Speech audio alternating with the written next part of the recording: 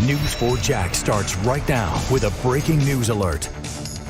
And that breaking news is on Jacksonville's west side. This is a live look from our DOT camera at the huge traffic backup on I-10 westbound at Cassett Avenue. This is all because of a wreck that claimed the life of a driver of a garbage truck.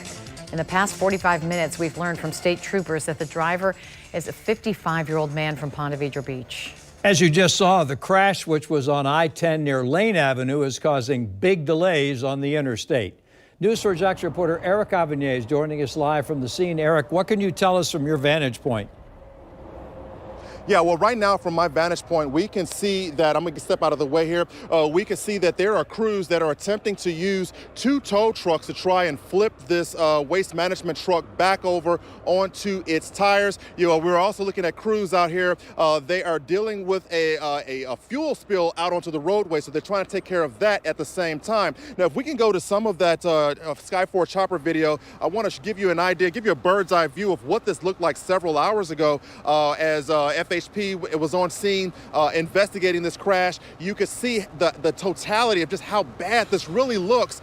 You can also see what appears to be fuel leaking out well onto the roadway there. That, of course, forced FHP to virtually shut the interstate down, and traffic westbound had to be diverted. Eastbound traffic is having no problem. Now, let's go ahead and switch gears and go to the ground video that we shot within, I would say, the last hour and a half. And then from there, you can really get a sense for how bad this really looks. And if you pay just a little bit close attention, you'll notice that one of the rear tires is blown off. Now, according to several people that we spoke with that are right next to the interstate, there's a warehouse right next to the interstate where we're standing.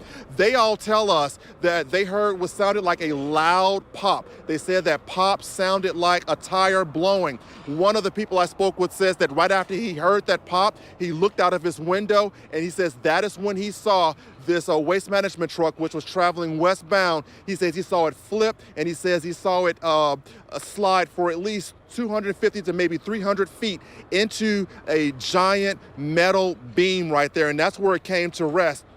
Now, what we know so far, as you guys have said earlier on, the driver who is deceased is a 55-year-old man from Ponte Vedra Beach. He was killed, obviously, in this crash on westbound I-10 near Lane Avenue.